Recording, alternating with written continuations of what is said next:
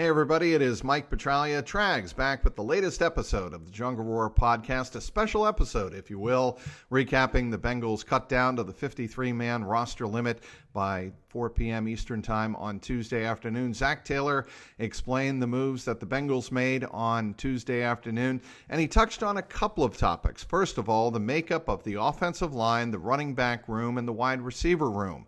It was interesting because the Bengals chose to keep 10 offensive linemen, including tackles Deontay Smith and Jackson Carman. Why is that significant? Well, it means those two players will continue to battle for the third tackle spot behind, of course, right tackle Jonah Williams and left tackle Orlando Brown Jr. going into the season. And it gives the Bengals some versatility. Bengals also deciding to keep Cody Ford, the free agent that was signed in the offseason out of from the Arizona Cardinals, and the Bengals also deciding to keep Max Sharping, who provided a lot of value at the end of the season last year and into the playoffs. Yes, he had a struggle against Chris Jones and the Kansas City Chiefs in the AFC Championship, but there's no shame in that, of course. The Chiefs, because of a guy like Chris Jones, were able to go on and win the Super Bowl last year. But the Bengals composing the offensive line in an area they feel now is an area of strength with 10 offensive linemen. And, of course, keep in mind that La'el Collins begins the season on the PUP list. That means the Bengals actually have 11 active players on the roster. That does not include players that will be re-signed on Wednesday afternoon time on Wednesday, and added to the practice squad. So the Bengals will have a lot of versatility in their offensive line group. They feel that's going to be a strength going forward. How about the running back room? There are going to be 4 running backs. I don't think that's too big of a surprise, especially since Travion Williams got hurt on the first day of padded practices way back on August 1st. He's been kind of treating his sprained right ankle.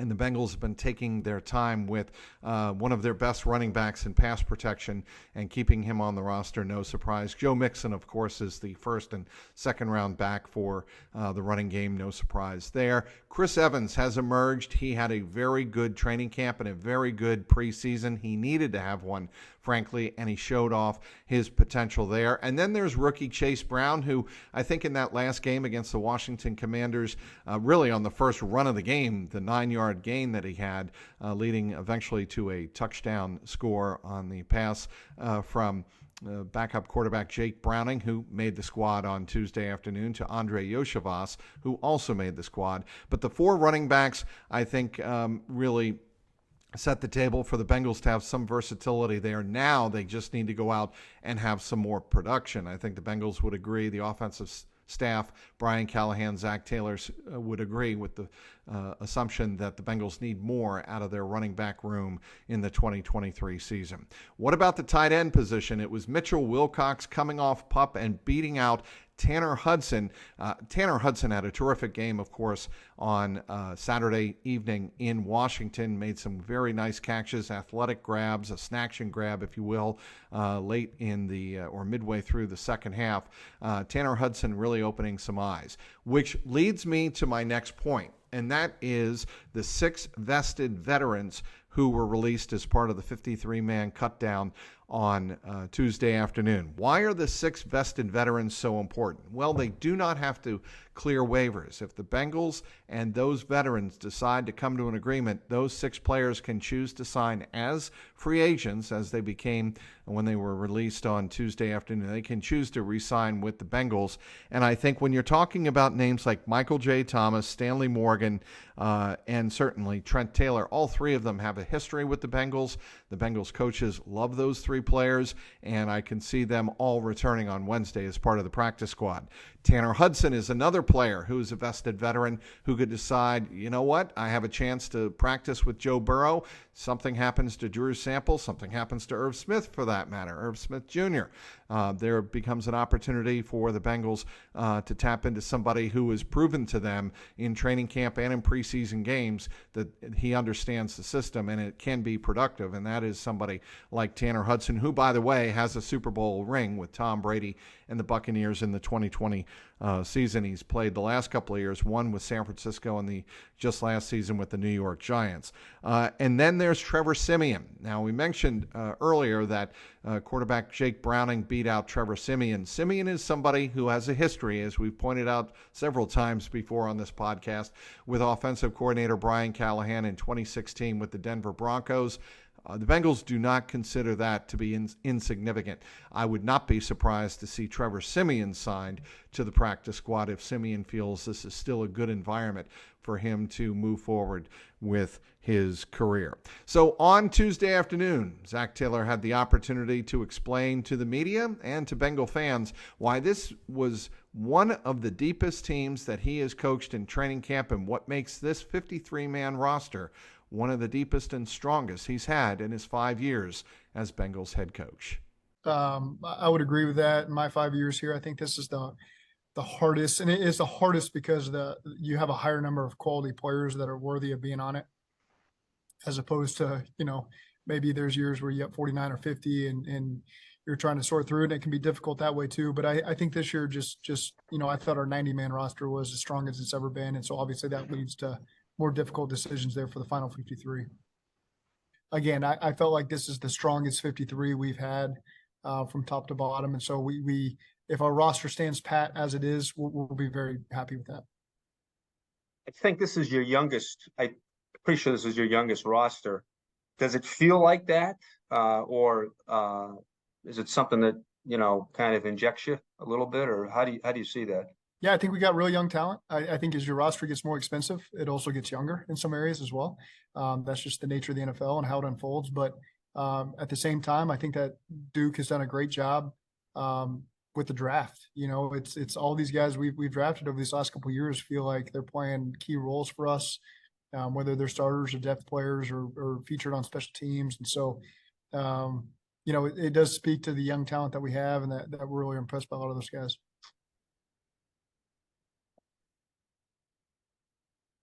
Zac, you have 2 practices this week before you get into game week next week. What will your emphasis be with these 2 practices before the team breaks for the weekend? A mixture of things. There's a whole mixture of things. You start to preview Cleveland and get ready for that. You start to continue to fine-tune some things that you're going to need over the course of the season. So there's a couple different things that we'll be hitting on these next couple of days. Anything else for Zac?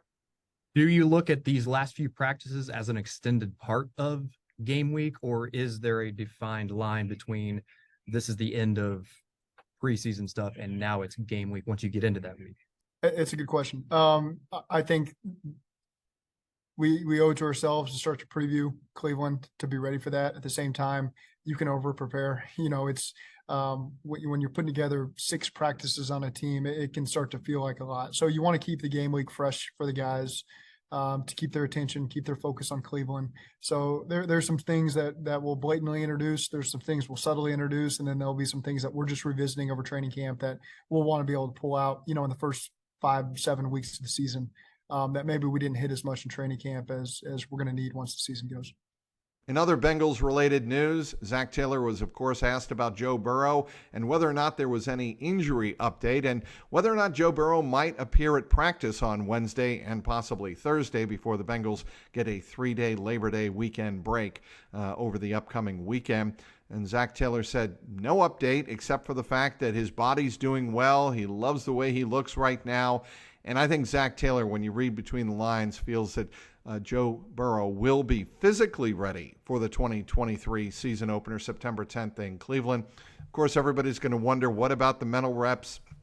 What about the speed of the game? What about his game conditioning? Of course, that was a bit of an issue last year, one could say, after his 5 turnovers against the Steelers in overtime and that kind of shocking opening day loss to the Steelers at Paycor Stadium last September. The Bengals would like to avoid a repeat of that. And I can tell you, in talking to people around the Bengals locker room, coaches and fellow players and teammates of Joe Burrow, he is in a much stronger, physically stronger place than he was last year coming off appendicitis. What remains to be seen is the timing. Is he going to have the timing that he wants going into the season with some of his new players, namely a guy like Irv Smith Jr., the new tight end who replaces, of course, Hayden Hurst?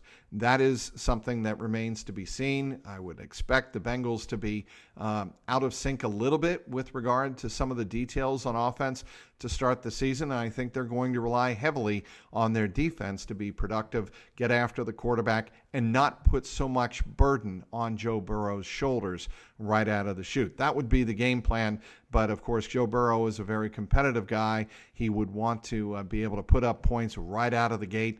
And we'll see if he's in physical shape to do that and whether or not the speed of the game. The Bengals, of course, will be going up against Myles Garrett and Denzel Ward and that Cleveland defense, which is always, as we know, and it's well documented, has always given Joe Burrow trouble. But, again, Zac Taylor, non-committal really on Tuesday afternoon, except for the fact that he says he likes the way Joe Burrow is progressing physically. Well, wait and see whether or not he practices this week or if he just decides to wait until next Monday, Labor Day Monday, to resume practicing with the team. What about Joseph Osai? Of course, he suffered a high ankle sprain, according to Kelsey Conway of the Cincinnati Enquirer. She reported that on Tuesday morning, and the Bengals are not offering any further update on that. Zac Taylor said they'll have more information later Tuesday night and also Wednesday, and then make a decision going forward.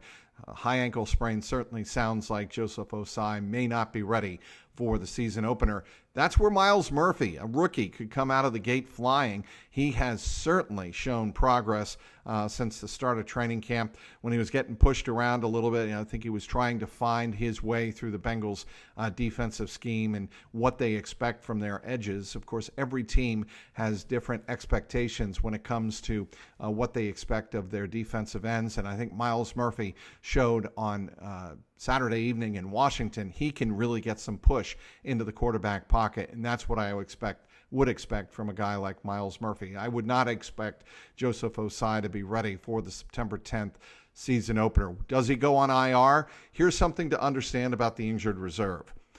If a player goes on injured reserve after the practice squads start to be formed, then the player can return later in the year from injured reserve. That's why the Bengals don't want to make a decision too quickly. There are 4 players that the Bengals placed on injured reserve heading into the roster cut down on Tuesday afternoon. Those 4 players will not be available for the remainder of the season. You go on IR at the 90-man to 53-man cut down on Tuesday. If you go on IR at that point, you are done for the season. So if the Bengals choose to place Joseph Osai on short-term IR, that is an option as well. Keep a close eye on that. We'll have you covered throughout the week as the Bengals return to practice on Wednesday and Thursday. Again, they have Friday, Saturday, and Sunday off before returning for practice on Labor Day Monday. Follow me on Twitter, X, at Trags, Trags, clnsmedia.com. And, of course, subscribe and leave the comments below at youtube.com/@JungleRoarPod, all one word. Thanks again for watching this special episode of the Jungle Roar Podcast.